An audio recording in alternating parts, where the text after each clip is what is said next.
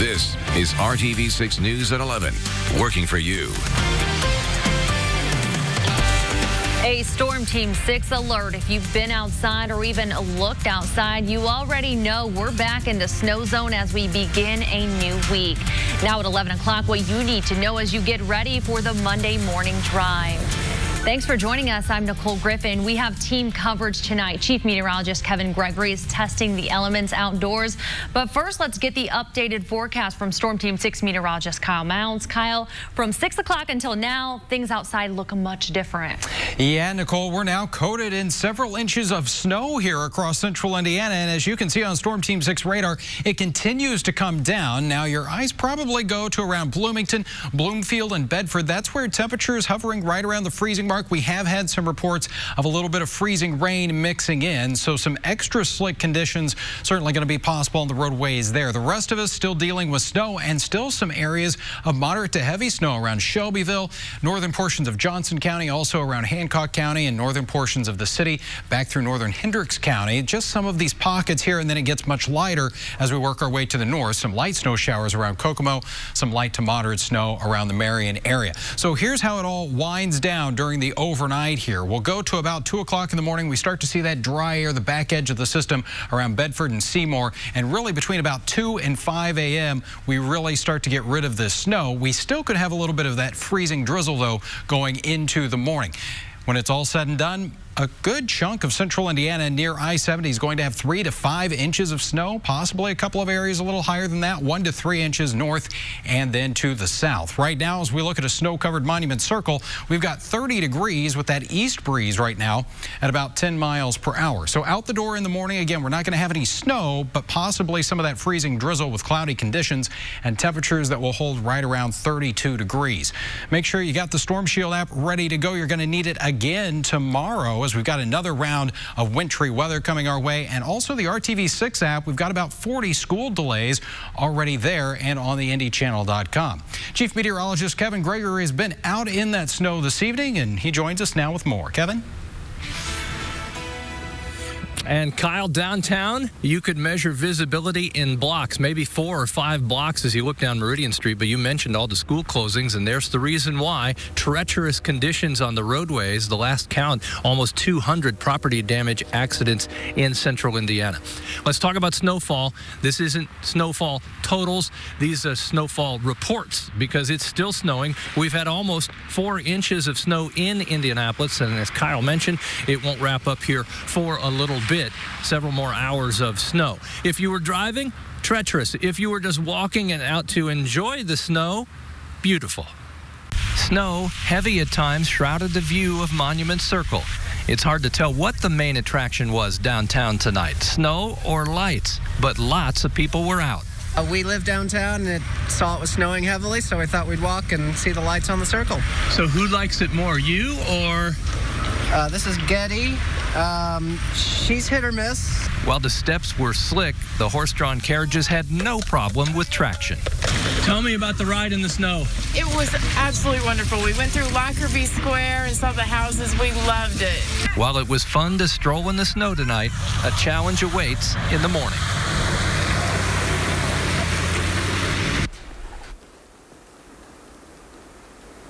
And I couldn't help but play in the snow myself. This is my favorite thing to do. I built this snowman right on top of the RTV6 sign here at 1330 North Meridian. The hair is mulch. And with additional snow tomorrow night, who knows? We'll have a growing family. Back to you in the studio. Nicole? All right, Kevin, thank you so much. We love your snowman. Well, crews from INDOT and the Indianapolis Department of Public Works have been on the job all day getting roads prepared for the snow. And since we're getting a few inches of snow overnight, crews will be ready in case any of that melts and then freezes. Here's what officials want you to pay attention to if you do have to head out onto the roads overnight or in the early morning. If you're out there, drive very carefully. Give plenty of room between you and the car in front of you, just in case you do have to make a sudden stop or change lanes. And if you see one of our big yellow trucks out there, give them space. They need to drop salt, and we don't want them to drop it on your car, so give them space. That salt's going to bounce off the road and could hit your vehicle. So about 50 feet. If you can give more, that would be even better. Again, crews will be out all night across central Indiana clearing the roads. The best advice, if you don't have to go anywhere, stay inside and stay off the roads. And when you are heading to work in the morning, give yourself extra time for your commute. State police have responded to more than 30 crashes with 8 injuries in the Indianapolis area since 6 o'clock tonight. So before you head out, check conditions before your trip and plan accordingly. Make sure to slow down. And if you start sliding, turn slightly into the skid. And also know when to quit driving if conditions are too bad. Our team coverage continues Monday on Good Morning Indiana beginning at 4:30 a.m. We'll have the updated forecast, snow totals, and the very latest on traffic conditions. Father Christmas, some of his reindeer and several police officers and firefighters joined community members in Anderson to create a magical night filled with Christmas carols and hot chocolate. It was all for a man who has served his community for decades, but now that man is fighting for his life. New at 11 o'clock, Graham Hunter is finding out how his community is also fighting along with him. We wish you a Merry Christmas. We wish you a Merry Christmas. We wish you a Merry Christmas and a Happy New Year. All these great people have big hearts. The Christmas spirit is being heard and felt on the streets of Anderson Sunday night. We're just trying to build a memory today. To honor a local hero during his toughest fight. We're here for a firefighter. He's battling brain cancer. It's Britt Holland. For 2 decades, he has served. His town's safety he preserved. And on a cold December night, they gave him the thank you he deserved. Good tidings for Christmas and a Happy New Year. Father Christmas was there, and 2 of his favorite reindeer. We got some people from Indianapolis, from Madison County, Anderson, firemen, policemen, sheriff's department, churches. Merry Christmas to you. Merry Christmas to you. It's what happens in small towns where good people care. They gathered for warmth and for love and together in prayer. All of our hearts, all of our prayers, all of our thoughts are trending towards our brother. We lift him up. We lift his wife Tanya up as well. There's nothing better than to do something like this to support one of our own. The songs were meant to lift up the spirit and sang loud enough for everyone to hear it. It's going to bring tears of joy. That's what we're going for. It's hard to hold back tears. So, overwhelming. Loved it. But tonight was filled more with smiles.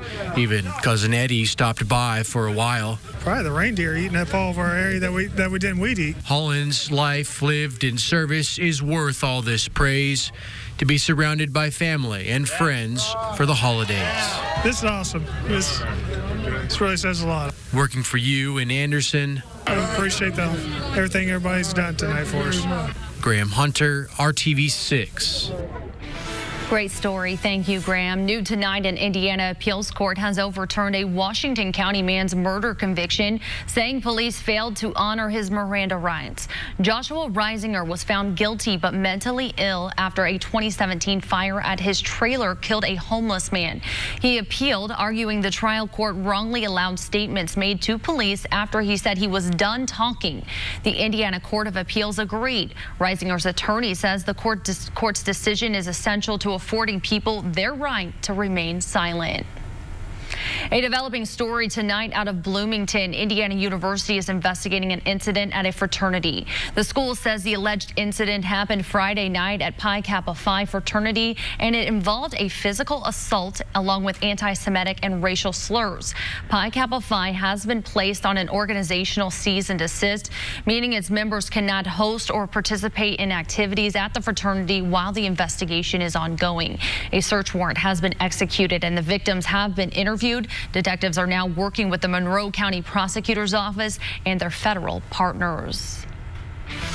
Tonight, a Fisher's family says an antique Santa decoration was stolen from outside of their home. They're one of several families saying a thief targeted their holiday decorations. Take a look at this doorbell video taken near 131st Street and Promise Road in Fishers. You see the Santa lit up and then the lights go out and someone takes off with the decoration. Colby Smethers tells RTV6 the Santa had been in his family for 50 years, passed down from his grandparents who have now both both passed away. It showed somebody drove by very slowly, and then within the next minute or so, you can see arms reaching from behind the garage and just pulling the Santa away. We had the Santa staked into the ground, so it wasn't an easy nab. We'll still put out decorations and just hope that people don't suck as much. Colby says this theft happened on Wednesday around 1 a.m. During the same time frame, another neighbor captured a similar silver older model SUV in the neighborhood. A woman was on that neighbor's porch rummaging around.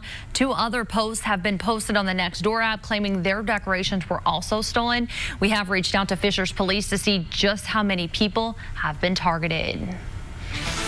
An update now on a developing story on the northwest side. Metro Police say a man was found dead in a pond at an apartment complex this afternoon. Around 4 o'clock, police responded to the Scarborough Lake Apartments near 46th and High School Road. First responders found the man unresponsive, and he was pronounced dead there at the scene. Homicide detectives have taken over that case that is still being called a death investigation. The man's name and cause of death have not been released. A vigil for a college student brutally murdered. The suspects, all under the age of 16. We have new developments to bring you tonight. A popular cable channel that's all about love and family. So why is Hallmark ditching some ads celebrating marriage? The reason is sparking outrage across the country. Kyle. And the snow isn't finished yet with round 1, but are you ready for round number 2? We'll talk about where snow could make a slick evening commute on your Monday. You're watching RTV6 News at 11. For less at Ross. Yes, for less. This is RTV6 News at 11, working for you. New developments in the murder of a college freshman in New York as she walked through a park last week. Police already questioning 2 teens and a third being sought by authorities. Here's ABC's Trevor Alt with the latest. A devastated community coming together in Manhattan's Morningside Park, holding a vigil Sunday afternoon to remember Tessa Majors. New York should have been her place to learn and grow, and instead it became the place where her life was stolen away from us. Police say the Barnard College freshman was walking in the park early Wednesday evening when she was confronted, robbed, and stabbed. Authorities say she managed to stagger up this steep staircase, but later died at the hospital. A 13-year-old suspect was arrested on Friday, charged with felony murder, robbery, and weapons possession in connection with Majors' death. But authorities say the teen did not kill Majors. He was found a few blocks away from the college with a knife that he claims he gave to one of the other suspects. According to investigators, the juvenile implicated 2 others in the crime, and his statement matches surveillance video from the park. They have one in custody, and he is the storyteller. He's the narrator, and you find out exactly what happened. And you get detailed information, and you see that if that coincides with the physical evidence you have. A 14-year-old has also been questioned and since been released by police, but that teen has not been charged. A third teen is still being sought in connection with the investigation. Tessa Majors loved music. She played bass guitar and sang in her band called Patient Zero. The owner of a music shop she frequented in her hometown of Charlottesville, Virginia, says he's heartbroken. When you saw her, you knew that that's what she was meant to be doing. She was a great performer. Majors' family telling ABC News, Tess shone bright in this world, and our hearts will never be the same. Trevor Alt, ABC News, New York. Trevor, thank you. Attorneys for actress Lori Loughlin and her husband are accusing the government of hiding evidence in the college admissions scandal.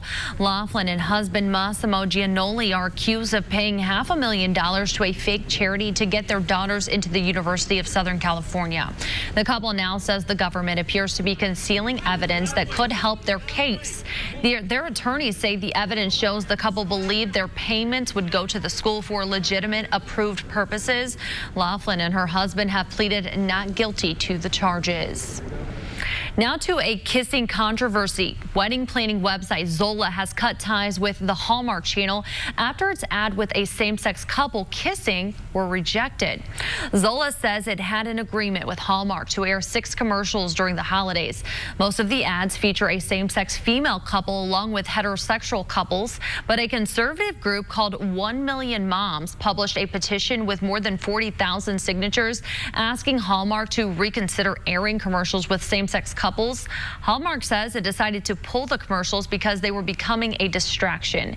That decision triggered a widespread debate with many LGBTQ groups calling for a boycott of the Hallmark Channel. Nights like tonight, when the temperatures drop down below freezing, the need is urgent for people experiencing homelessness. They need coats and blankets to stay warm. The Jane Pauley Community Health Center is holding a blanket drive to collect new and gently used clean blankets for Wheeler Mission. In order to share the warmth this winter, they need your support. You can drop off your donations to any Jane Pauley Community Health Center. There are 22 locations in 5 different counties, including 16 right here in Indianapolis. The drive has been extended to January 10th in order to get more donations. The reason why we're holding the drive until January 10th is because we have such a need after the holidays. During the holidays, they get a surplus of blankets and coats and things like that. But when you get into the colder months in January and February, which are the absolute coldest in the state of Indiana, then we're lacking. We provide a lot of primary care, behavioral health care, and dental to those same folks. And so what better way than to contribute back to them? And so the employees started a blanket drive to give donations back to the Wheeler Mission. Right now, the Wheeler Mission has an urgent need for men's coats. They are looking for all sizes. You can drop those off at the Men's Residential Center on Delaware Street.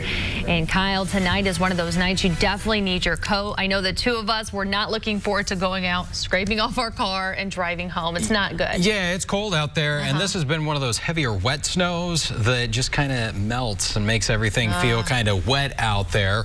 As we go through the overnight, things are going to settle down a little bit, but we have picked up, as Kevin mentioned earlier, 3.9 inches of snow. That is a snowfall record for the day, and we still got a little bit of time to go here before the clock strikes midnight, so we may add to that a little bit. As you look from the IMS Pagoda there on the Weather Now camera network, you can see there is more snow continuing to fly with temperatures in the upper 20s and lower 30s, right at 30 degrees in downtown. It's 32 degrees for you in Bloomington, and that's why you have a little bit of that wintry mix and changeover from just plain old snow here.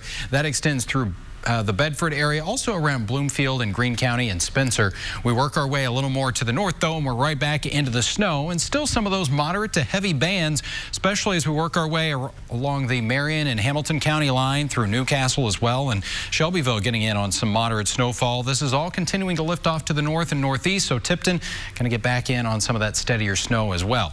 Here's a look at TrueCast as we go through the overnight. Again, by about 2-3 o'clock in the morning, we really start to see western areas dry out and get rid of the snowfall. The rest of us by about 4 or 5 o'clock in the morning. That will help out road crews here just ahead of the morning commute. Certainly will shut down the heavier snowfall rates. The one issue might be, though, that we have a little bit of that freezing drizzle with temperatures hanging right around 30 degrees. Here's a look at the first half of your Monday. Dry conditions through the lunch hour with temperatures in the lower to middle 30s. We get into the afternoon. Yeah, we don't get a whole lot of rest here. We are back into a wintry mix with temperatures making their way a little bit above the freezing mark, so that should allow some of that snow that fell today to melt, but we're going to add right back to it. Here's a look at TrueCast. By 12:30 in the afternoon, we start to see a few of those light rain showers, so possibly a wintry mix transitioning to some more snow showers, so certainly could be a little sloppy again for the Monday evening commute here. As we go into Monday night, that system should move out of here fairly quickly, but we're talking about possibly another 1 to 3 inches of snowfall occurring across much of central Indiana. Again, that's going to go Monday evening into the overnight hours and by Tuesday morning. The snow moves out, and that's really about it for the 7-day planning forecast as far as any precipitation. It'll be a quiet stretch of weather, but also cold here as we've got highs only in the 30s the next couple of days, only 27 on Wednesday with some teens for morning lows in there as well. We're back into the 40s, though, by Friday and next weekend, looking a whole lot better than today. Honestly, I was surprised earlier when I went outside after the 6 o'clock news, and there was so much snow already. It added up pretty quick. We had some of those heavy bands for sure, but that ends tonight. Okay, thank you so much, Kyle. Well, politics versus patriotism. Coming up next, new accusations taking focus as lawmakers prepare to vote on impeaching the president. These, we have the meat. This week's full House vote on the articles of impeachment of President Trump are likely to go along party lines. Here's ABC's David Wright with the latest. As the full House of Representatives gets ready to vote on impeaching President Trump, two leading Democrats say their motives are patriotic, not partisan. He is openly seeking foreign interference in the 2020 election, and he poses a continuing threat to our national security. It's a clear and present danger, I think, to our democracy and not something that we can turn away from. But the vote, expected Wednesday, will likely be along party lines. Then the issue moves on to the Senate, where Republicans have the majority. I am ready to vote on the underlying articles. I don't really need to hear a lot of witnesses. Majority Leader Mitch McConnell says Senate Republicans will work in total coordination with the White House for a trial. Senator Ted Cruz predicts it'll be fair. We're going to have fair proceedings, and then it's not going anywhere because the facts aren't there. But Democrats accuse the Republicans of prejudging the evidence. But I hope that the senators will insist on getting the documents, on hearing from the witnesses, on making up their own mind. President Trump has said he wants to call witnesses. But Trump now says he won't insist on that. I've heard Mitch, I've heard Lindsey. I think they are very much in agreement on some concept. I'll do whatever they want to do. It doesn't matter. In the meantime, Republicans are hoping to pressure vulnerable Democrats to defect. 31 members of the House are seeking re-election in districts Trump won. 2 have already said they'll vote no this week on one or both articles of impeachment. One may be switching parties. David Wright, ABC News, Washington. David, thank you. Half of American voters support impeaching President Donald Trump and removing him from office. That's according to a new poll from Fox News. The poll was taken between December 8th through the 11th. According to the poll, another 4% of voters surveyed nationwide say the president should be impeached but not removed from office. 41% said they oppose impeachment altogether. We'll be right back here with a final check your forecast. On RTV6. Holiday cheer is coming early for several local organizations. These are groups in Indianapolis that provide help for people experiencing homelessness and children in need. FC Tucker Company is awarding $72,500 in Giving Circle grant money to 8 different organizations. One of those is School on Wheels on East 62nd Street. The organization helps local students graduate from high school by providing tutoring and educational advocacy for children and families impacted by homelessness. Founder Sally Binley says they focus their efforts on children at 16 Indianapolis shelters and schools with the highest rates of homelessness in our city. There are over 5,000 homeless kids in the city that need our help. We have organizations like FC Tucker that provide funding for us. That allows us to reach more kids. That allows us to keep stronger partnerships. That allows us to help more parents to support their kids so that when the kids are no longer in our program, they are still on track academically and doing well. It all goes hand in hand in order to help those communities thrive, buy a home one day, have that ultimate dream. You know, when you're 10 years old, you may not think about that, but all of that tutoring, all of that extra help that you're getting is going to get you to that end goal eventually, which is what we all need, safe, happy communities. With the money from the Giving Circle grant, they will be able to train more volunteer tutors to meet the increased need because right now they have more kids in their program than ever before. And I know students will be having their eyes on the news in the morning to see if their school is canceled, Kyle. Yeah, quite a few 2-hour delays already on the IndyChannel.com and the RTV6 app. That snow continuing, but it will wind down between about 2 and 5 a.m. Then as we go into the afternoon, another round of wintry weather, possibly another 1 to 3 inches of snow. All right, Kyle, thank you so much, and make sure to tune in to Good Morning Indiana. It starts at 4:30 a.m. Have a great night.